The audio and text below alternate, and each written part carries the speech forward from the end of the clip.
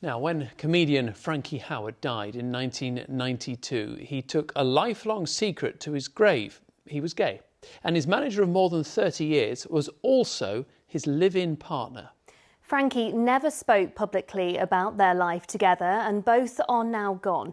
But a play charting their often turbulent relationship is currently running in Birmingham, and Andy Bevan has been to see it.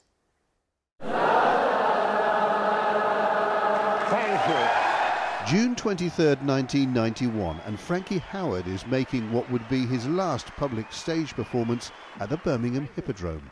Now, ladies and gentlemen, oh no, Mrs. No, 10 months later, he died from a heart attack, aged 75. All the comedy's coming out now, you notice that? What do you mean about time? Not far from the Hippodrome, at the old Joint Stock Theatre, Frankie's Somerset home is recreated and occupied by his long-term partner Dennis Heymer for a play called Howard's End. Some years after the comedian's death, his frail former lover is visited by Frankie's ghost. You don't have to win. Where have you come from? Well, I come from an ethereal, far-off realm where human communication doesn't exist. What, the afterlife? No, Eltham. Frankie Howerd's bumbling monologues, laced with catchphrases and innuendo, made him famous on radio in the 1950s.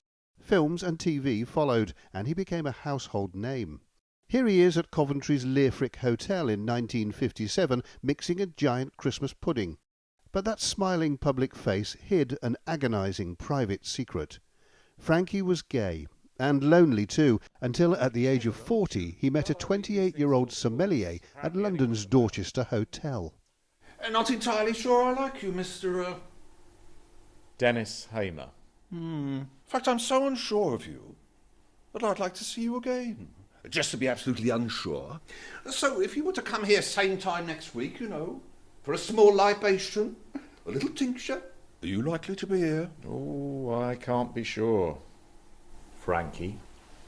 I like to be frank to those in the know.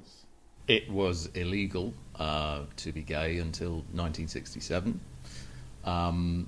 After that, there was still a lot of prejudice. Frankie was very concerned about his career being killed if this news got out. He was worried about blackmail, but I think at a deeper level, he was also very uncomfortable within his own skin, uncomfortable with his sexuality. Despite the risks, Frankie and Dennis became an item, although the strain of their double life took its toll on the former wine waiter. I'm no longer a sommelier because I'm living with the most famous comedian in Britain. This. Except I'm not. The deal is I don't exist. In public, I'm Frank's chauffeur, lighting designer, personal assistant, his... A friend? I even hide in the spare room when his mother comes round. Frankie very much needed Dennis to function, to get to the theatre, to get up, to get washed, to get dressed, to get fed, and to be on stage. And in fact, Dennis not only drove him as a chauffeur, but was actually doing the lighting as well. So it was a remarkable combination, wasn't it? Hello. Frankie's career and his mental health had highs and lows. Long time no see. Oh, yes. What, it must be XX years now. Oh, at least. Yes. His 1969 hit TV series Up Pompeii was brought back for this one-off ITV special in 1991, but the intervening decades saw him in and out of work. Please yourselves. Then, towards the end of his life, he was rediscovered by young student audiences. His rapturous reception at the Oxford Union in 1990 is recreated in Howard's End with uncanny accuracy by Simon Cartwright. Oh no, Mrs. No. No, not on your Nelly. You shut your face, you.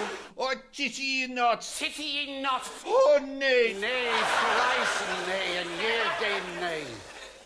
Dennis Heymer died in 2009, 17 years after the love of his life.